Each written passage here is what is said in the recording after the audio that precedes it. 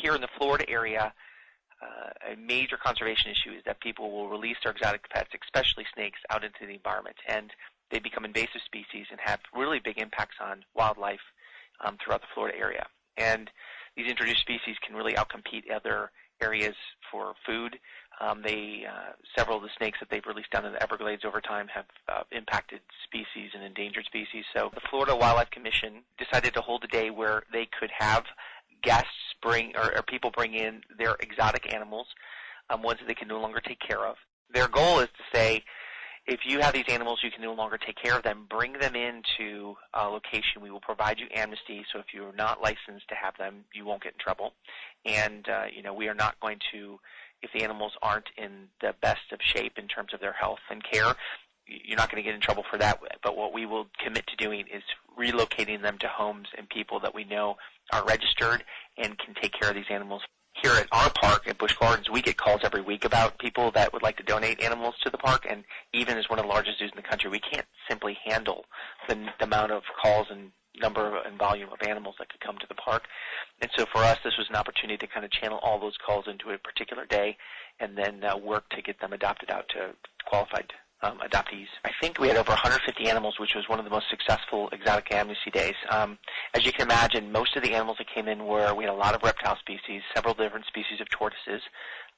We had a few cetacean and bird species, and we had a large number of reptiles and snakes, and some gorgeous animals. We are fortunate that our amnesty day, we had very few animals that came in that needed veterinary care. And actually, we had none that came in that needed emergency veterinary care. Most of the animals were in really good shape. If anything, some of them were probably a little bit obese, which is normal for people's pets sometimes. So, but they were for the most part very well behaved animals and able to be handled. And the owners had done a good job taking care of them. They just no longer could provide care for the rest of their lives. We did have a few animals come in that were dehydrated, malnourished. And we were able to, treat the animals that way. We have here at the park, we have the benefit of having literally 100 animal care staff that work with animals every single day. So we had our snake experts out there. We had some of our cetacean experts out there, folks that their careers working with these animals. And in addition, we had our vets here on staff at Busch Gardens that were on call in case we had an emergency case. And we have a hospital here at the park as well that we could have utilized if we needed to do so. And we also had a vet that was there just microchipping exotic animals, and Dr. Duke, and he was wonderful and actually came back and worked with us and was very helpful in doing some assessment of the animals to make sure that they were in good shape when they arrived.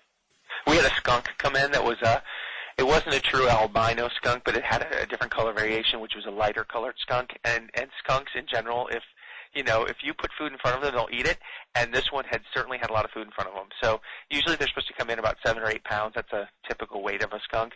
And he was tipping the scale about 14, 15 pounds. So you can, he was just a big, fat, happy skunk. He was adopted out, and we talked with the person that got them, and they'll get it down to that level, back down to the reasonable-sized skunk. Some of the snakes were a little bit obese.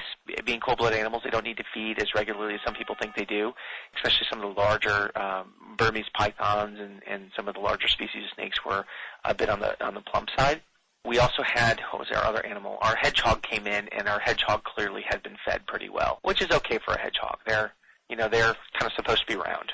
The animals were, we were very fortunate this year. This is the first year we've done it here at Busch Gardens and in coordination with the Florida Wildlife Commission. And we were expecting animals to come in with a variety of different things. And for the most part, we saw mites on some of the reptiles, and we quarantined off a few animals that probably some of the snakes had probably some respiratory issues, which is sometimes common with snakes. So if we had an animal come in that looked like it had something that would need to be taken care of, we were able to quarantine them off so that they couldn't get exposed to other animals too. We had somebody bring in an alligator. You can't have those here in Florida, believe it or not. So they actually called the commission in advance and brought that in. Some of the snake species that people brought in, they are not necessarily illegal to have within the state, but you need to have a special permit for them. And many of the people that brought in their snakes were unaware that they were supposed to have a permit.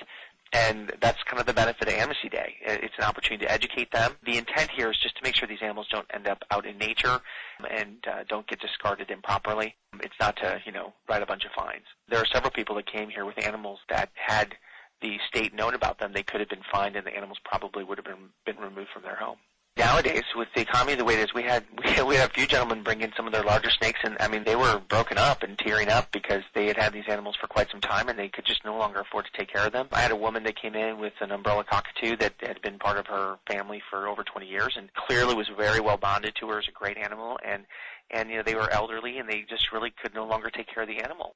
I think that when you see or hear about this Amnesty Day, you think people are out there and they're just, they don't care about the animals, and that's very much not true. We had a lot of tears that day because people really, they're part of their families, and what they just didn't realize when they got into it was the extent of care that they were going to need to provide. Some of the bird species, citizen species, can live 80, 90 years. They don't always realize that going into it. We had a tortoise come in that was about 150 pounds. The person that got the tortoise did not realize it would ever get that big. So in many cases, it's just that they weren't aware of what they were getting into when they started. And even, especially here in Florida, Burmese pythons are a really big deal. They are gorgeous little snakes, but when they're a couple feet long, they're easy to handle, but they get to 20 feet long and over 200 pounds, and that's a huge snake. From a veterinary standpoint, some of these exotic animals could be brought into their care facilities, and they've never seen those animals before. And so trying to find veterinarians that have specific skill sets and experiences with some of these exotic animals sometimes can be difficult. The ability to purchase an exotic pet is very easy. You can go online and you can get all sorts of interesting animals out there. And, there are exotic pet shows here in the Florida area where people sell lots of different types of animals. The ability to acquire one of these animals is really not that difficult if you put your mind to it and you have the money to do so. Sometimes people, their emotions and their desire to have an animal like that overrides any of the knowledge or the logic that goes behind making that kind of a decision. Sometimes they don't probably get all the information that they need to up front. Overall, my experience has been that responsible pet stores are very clear about the type of care that animals are going to need to have. When I grew up, you could get lots of very interesting exotic animals at a lot of different types of pet stores. Nowadays, you don't see the diversity of exotics at most pet stores anymore. Usually you're down to ferrets and hamsters and rats and things like that. So there certainly has been more education that's been done to the public, but there's a lot of people out there that breed these animals and do a lot of things, and it would be very easy for a person that's not knowledgeable to be able to get an exotic animal that they clearly don't have the skills to be able to take care of for the rest of its life.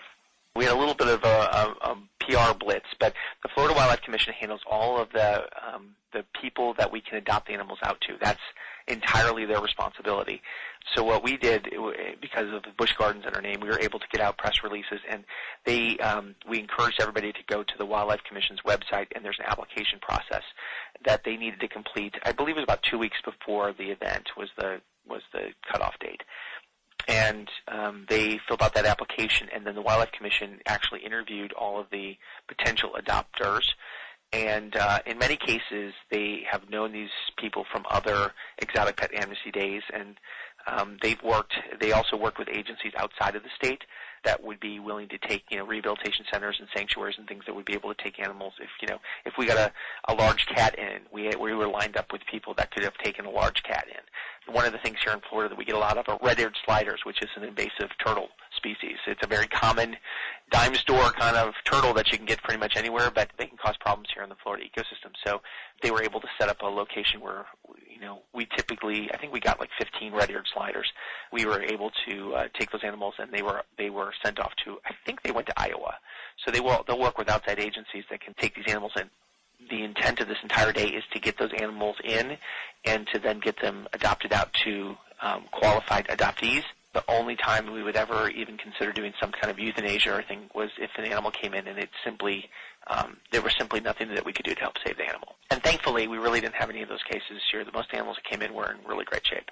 One of the things that we did with the Wildlife Commission is, as part of hosting this, and this is not the reason we did host it, but they, as the hostee, one of the benefits is that if an animal came in that we were interested in having as part of our Busch Gardens collection, we were able to make that decision. A lot of the animals that came in as part of this exotic amnesty were relatively common exotics and not things that we would want as part of our exhibit animals here at the park. But we were fortunate enough to be able to say if there was an animal that we thought could be an ambassador animal, and especially we use a lot of these animals to teach people about this type of ownership and what are good animals and not good animals to necessarily have as pets. So the ability to utilize a couple of these animals and to communicate about responsible pet ownership and exotic animals it's just one of our conservation messages here. Some of our employees, as individuals, were able to sign up.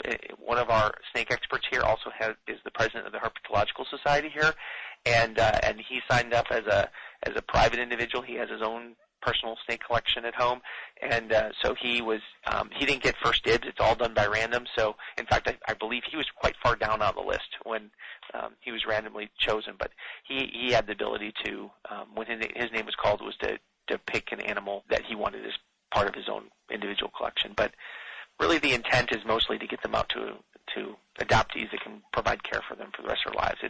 Busch Gardens is more of a location. We weren't looking to increase our collection with this program. Busch Gardens is part of our SeaWorld adventure parks. All the SeaWorld and Busch Gardens parks are part of the same company. And we do a lot of work of connecting people and giving people really unique experiences with animals here at this park. In addition to, it's a big theme park. We have cool roller coasters and things too. We have a pretty strong conservation initiative as well. Between all the different parks, we typically give over $1 million out to conservation efforts worldwide each year through our SeaWorld and Busch Gardens Conservation Fund. So a lot of the folks who worked on this project and work in this department are very environmentally committed, not only to just taking care of the animals we have here at this park, but they're usually pretty much engaged in the community. And this Amnesty Day, I have to tell you, it was very easy to staff this Amnesty Day with people. A lot of our staff really wanted to work on this because it's a big conservation issue here in the Tampa Bay community and the Florida community, these exotic animals getting out. It was one of those days after the end of the day everybody left smiling because we felt like we really did something for the environment and also a lot of the folks that brought in their animals, we could really tell them that these animals were going to a better home and a better location and that they were going to get care for the rest of their lives. So it was a good day.